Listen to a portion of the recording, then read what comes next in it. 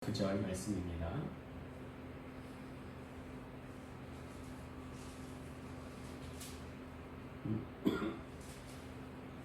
두 절밖에 안 되니까 함께 같이 읽도록 하겠습니다. 시작. 내가 아브라함과 이삭과 야곱에게 주기로 맹세한 땅으로 너희를 인도하고 그 땅을 너희에게 주어 기업을 삼게 하리라. 나는 여호와라 하셨다 하라. 모세가 이와 같이 이스라엘 자손에게 전하나 그들의 마음의 상함과 격한 노역으로 말미암아 모세의 말을 듣지 아니하였더라. 아멘. 할렐루야. 우리 여러분들에게 지금의 어려움 믿음으로 극복합시다. 축복하며 인사하시겠습니다. 지금의 어려움 믿음으로 극복합시다. 자, 말씀 듣기 전에 고백하고 시작하겠습니다. 시작. 성령님 말씀하소서. 내가 듣겠습니다. 성령님 깨닫게 하소서. 내 마음 문을 열어 주소서. 아멘. 전 이전에요, 못난 사람의 두 형태를 조급한 사람과 자기 합리화, 곧 핑계를 대는 사람이라 생각했는데요. 요새는 생각이 조금 바뀌어서 자기 잘못을 인정하지 않는 사람과 타인을 존중하지 않는 사람으로 자꾸 바뀌어져 가는 것 같아요. 지난주에 또 그런 일이 있었는데, 실수나 잘못했을 때 죄송합니다, 제가 모르고 그랬네요, 앞으로 조심하겠습니다 한다면 용서 못할 게 뭐가 있겠냐고요. 그런데 책임을 회피하고 변명만 늘어놓으면 상대방을 더 화나게 하고 본인도 신뢰를 잃어버리게 된다는 점에서 인간관계적으로 굉장히 안 좋은 것 같아요. 네. 근데 알면서도 못해요. 왜 안 하는가? 네. 여러 원인이 있겠지만요, 결국은 성품의 성장이 안 돼서 그렇습니다. 네. 10살에 만약에 마트에 가서 엄마에게 레고 세트 사줘 이렇게 때렸을 때 울면요, 충분히 이해가 가요. 10살이니까. 그런데 50살에 엄마에게 레고 세트 사줘 이렇게 때렸으면요, 정말 못난 사람이구나, 지능이 낮은 사람이겠죠. 그 주위에서 보면요, 아이고 못났다, 아직 어리구나, 혀를 끌끌 찰 겁니다. 우리 신앙도요, 성장 성숙이 필요합니다. 근데 성장의 기본이 뭐냐? 청소를 해야 돼. 청소를 해야 돼. 그러면 청소의 또 가장 기본은 뭐냐? 쓸고 닦는 게 아니고 불필요한 거를 버리는 겁니다. 그게 기본이에요. 불필요한 게 자리를 차지하고 있으면요, 그거 버리고 또 쓸고 닦아야 됩니다. 그러니까 이중 청소를 하게 되는 거예요. 우리도요, 내 신앙의 성장을 가로막고 있는 게 뭘까? 이게 곰곰이 생각해 봐야 됩니다. 그러기 위해서 큐티를 하는 거예요. 자신도 돌아보고 하나님 하신 일을 묵상하고, 신앙의 성장 성숙을 위해서 내 안에 불필요한 것들을 버리는 작업이 이게 바로 큐티입니다. 저는 청년 때요, 성경을 너무나 알고 싶은 거예요. 그래서 성경 필사를 했습니다. 그랬더니 평소에 알지 못하던, 눈에 들어오지 않던 그런 엄청난 또 깨달음이 오는 거예요. 근데 문제가 뭐냐면요, 아니 목회자 설교 말씀이 귀에 안 들어오는 거예요. 대표 기도를 하는 분들이 이게 잘못된 기도를 하고 있는데 이게 귀에 들어오는 거예요. 여러분 다 아시죠? 벌써 오래됐는데 이전 주기도문의 대개가 무슨 뜻이라고 했습니까? 기억나시죠, 집사님? 원어로 호티라고 해서 왜냐하면 이런 뜻이 있습니다. 청년 때 이것저것 개인적으로 연구하다가 그러니까 알게 됐어요. 야, 신기하고 대단한 걸 알았다. 이런 거 목회자 전사님은 알고 있을까? 그런 생각이 들었어요. 그래서 당시에 교육전사님한테, 전사님, 주기도문에 대개라는 말이 있는데 이게 뭔 뜻이에요? 그랬더니 전사님이 글쎄 많이 쓰는데 무슨 뜻인지 모르겠네요 그러시는 거예요.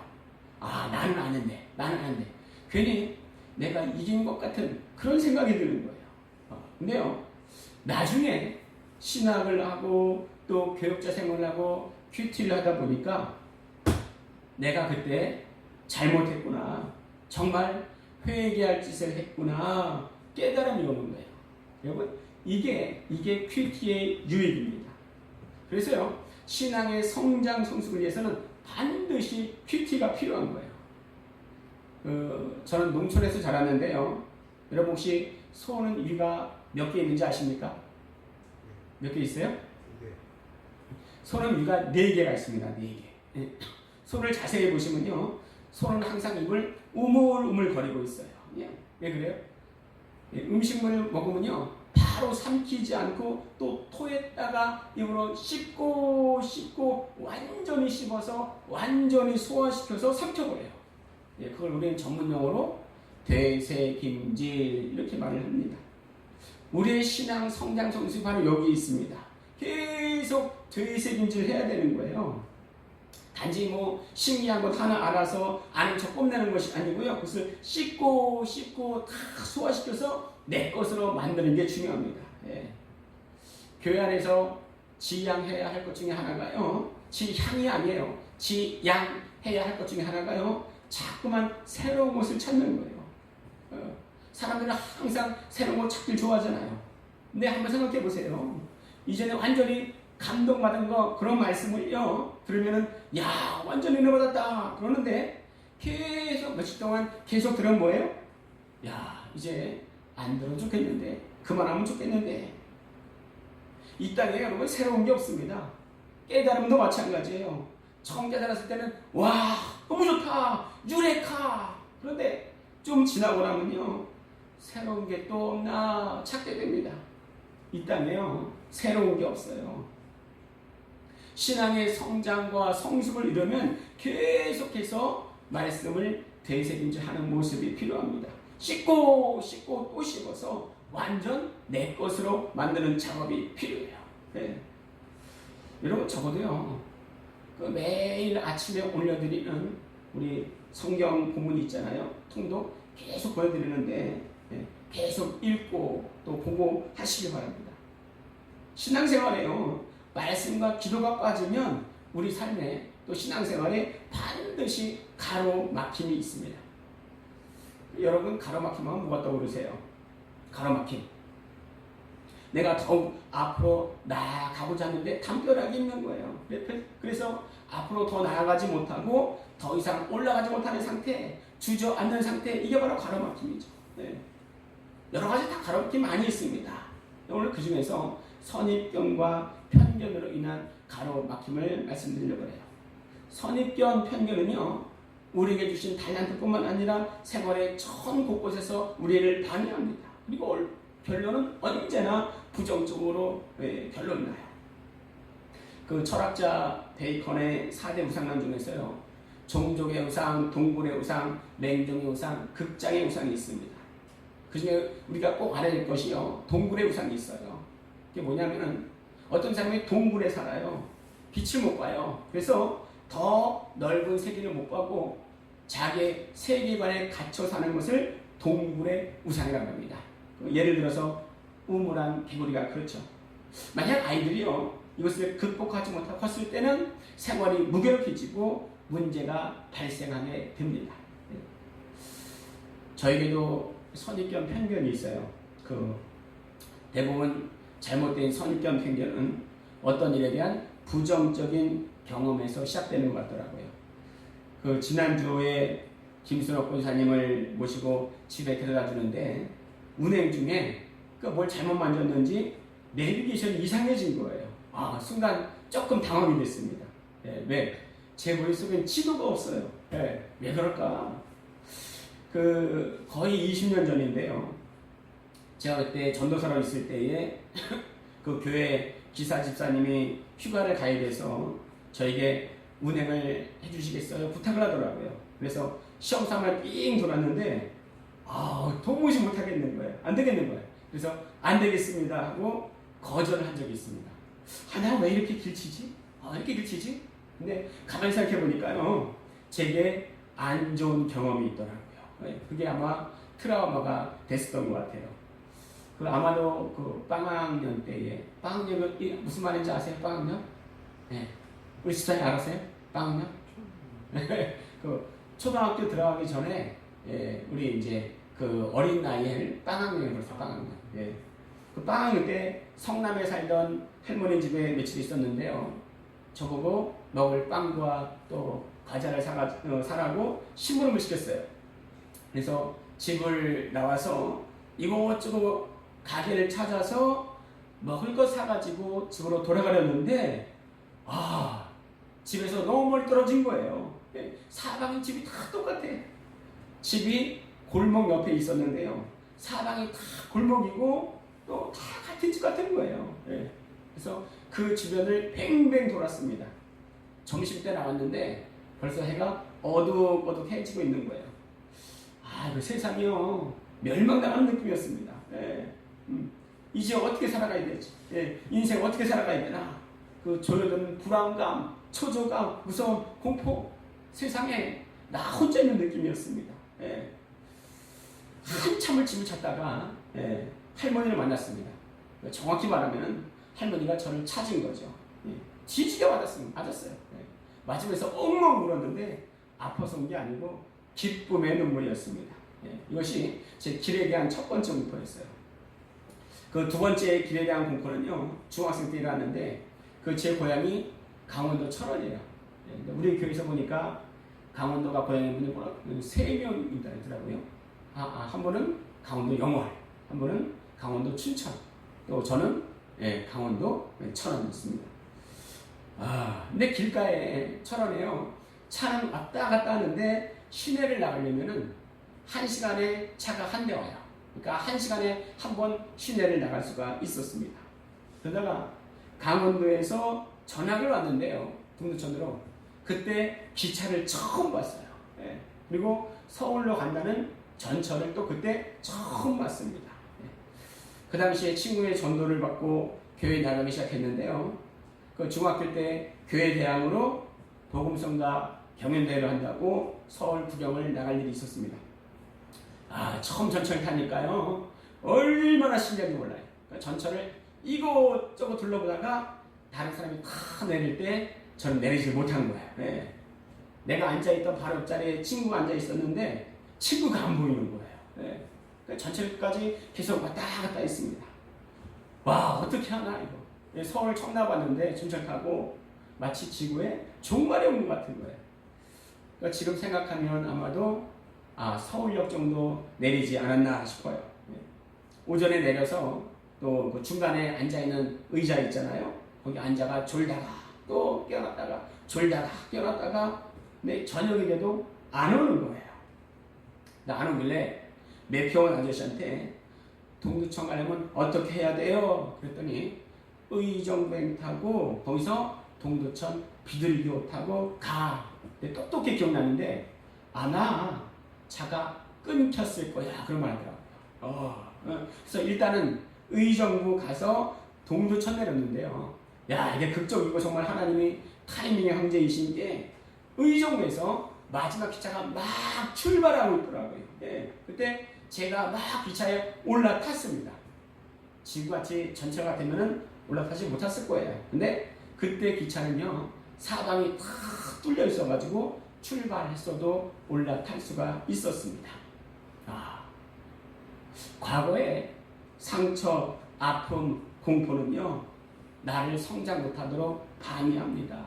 그 무서움과 두려움, 공포는요, 안 돼! 라는 선입견과 편견, 또 부정적 생각으로 내 안에 남아서 평생 나를 괴롭히는 거야. 그럼 이것을 벗어나려면 어떻게 해야 되는가? 안 되더라도 다시 도전하는 거야. 도전하는 거야. 믿음이 뭐냐? 믿음이 뭐냐? 하나님을 믿고 다시 도전하는 겁니다. 코끼리는 태어나자마자 몇 킬로인지 아세요? 우리 이명훈 지사님 한 몇 킬로 될 것 같아요? 태어나자마자. 코끼리. 몇 킬로? 3, 40킬로? 태어나자마자 110킬로가 있네. 110킬로. 근데 어릴 때는요, 발목에 쇠고랑을 차고 묶어놓습니다. 그러면 어린 코끼리가 막 벗어나려고 몸부림쳐도요, 그거를 풀지를 못하는 거예요. 시도하고 또 시도하는데 실패합니다. 그러면요, 나중에 시도조차 하지 않는다는 거예요. 그리고 그것이요, 어린 코끼리의 맘에 상처로 딱 자리 잡습니다. 그러다가 코끼리가 성체가 돼요.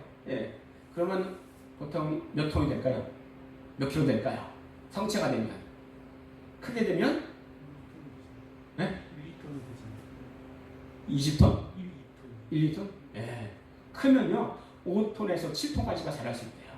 그러니까요 그렇게 크게 되니까 조그만 새거랑 얼마든지 원하면은 탁 풀 수가 있습니다.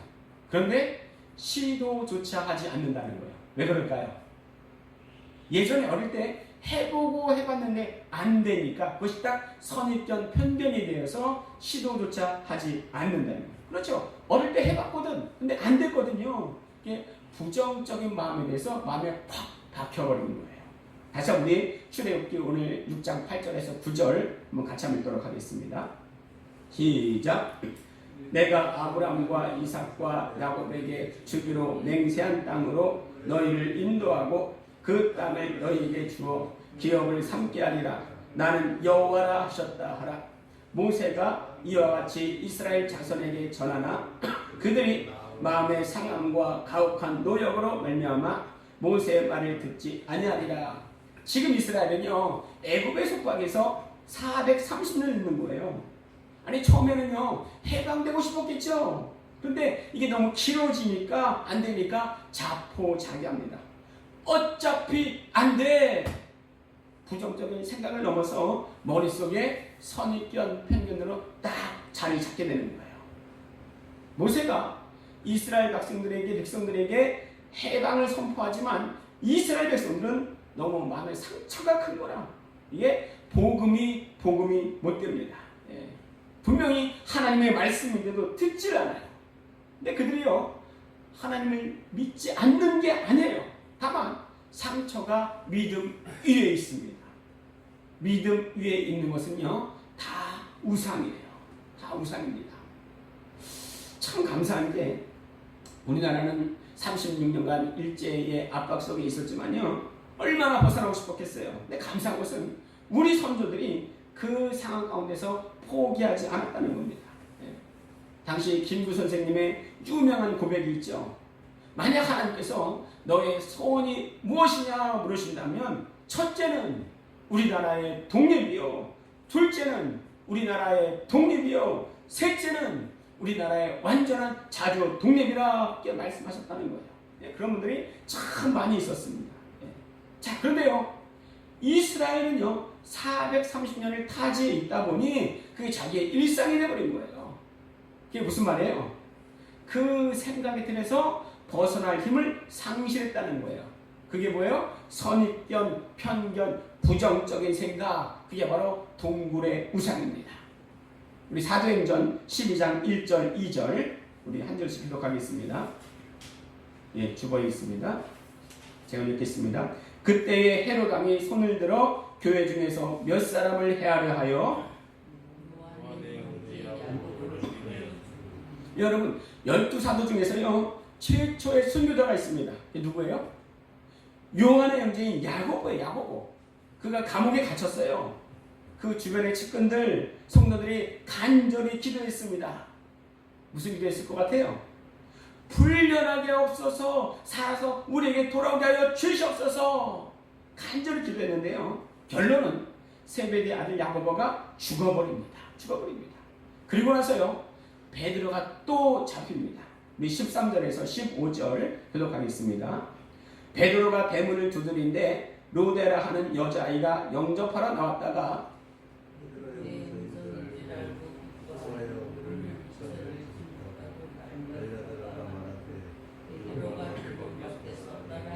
(15절) 같이 읽겠습니다. 그들이 말하되 내가 미쳤다 하나 여자아이는 힘써 말하되 천만이라 하니 그들이 말하되 그러면 그의 천사라 하더라. 여러분 야고보가 죽었는데요 베드로도 또 붙잡힙니다. 그러면 그 측근들이 주변 사람들이 성도들이 어떻게 기도했을까요? 주여 베드로가 풀려나게 하여 주시옵소서.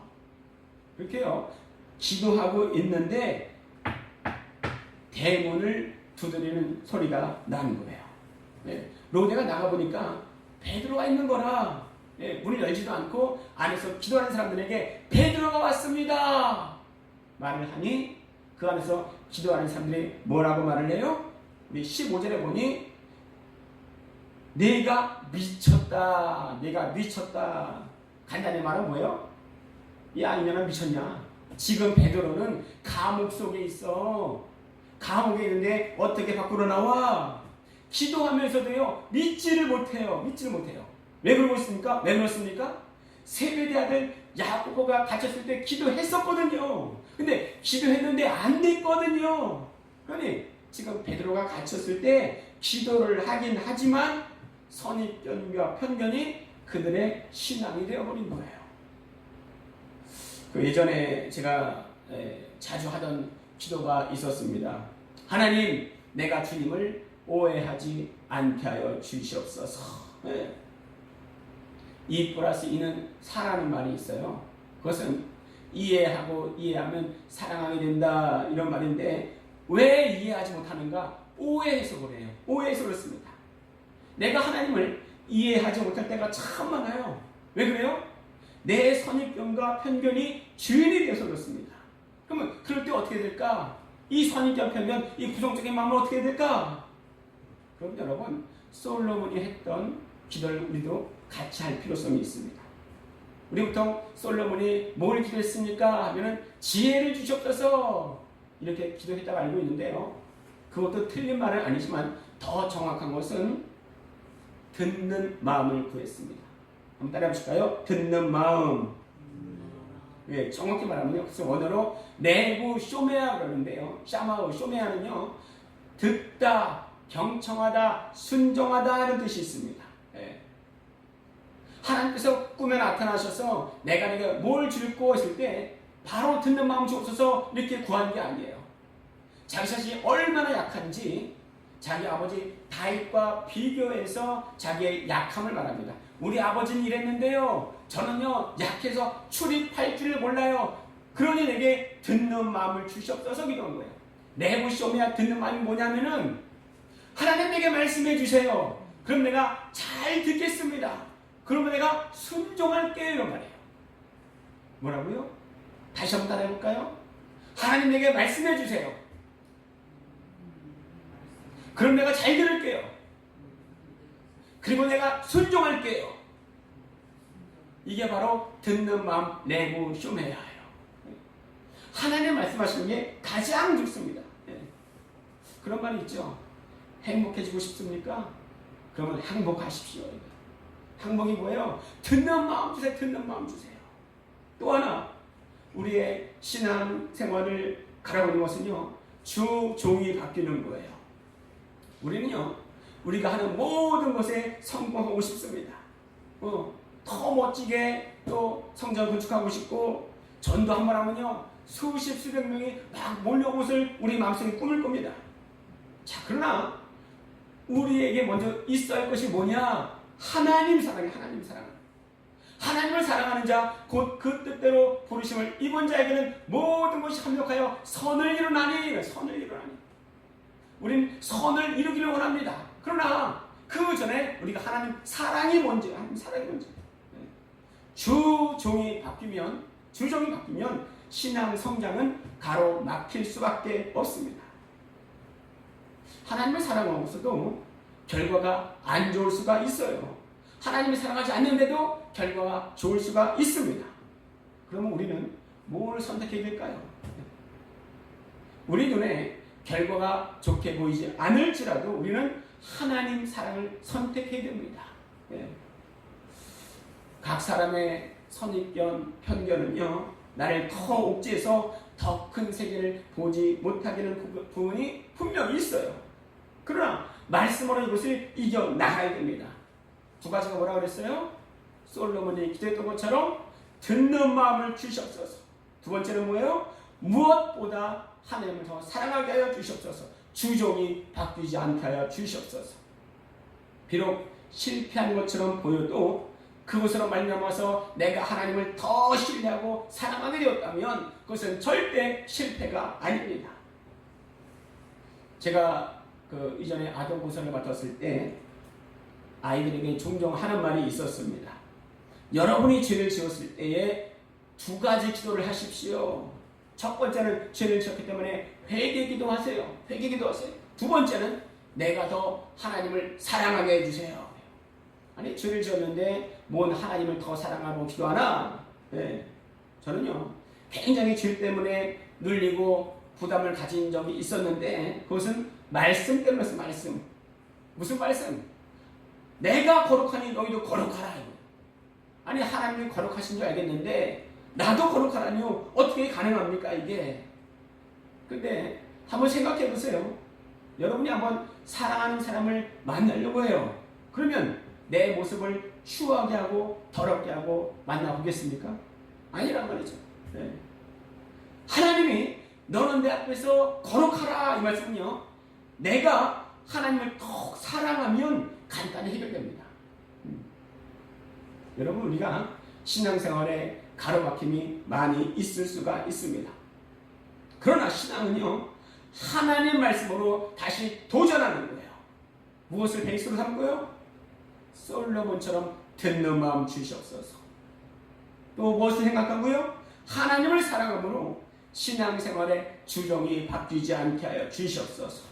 이 두 말씀이 우리의 전 생애에 함께 있음으로 말미암아 가로막힘이 풀리고 열리는 역사가 있기를 예수 그리스도의 이름으로 간절히 축원드립니다.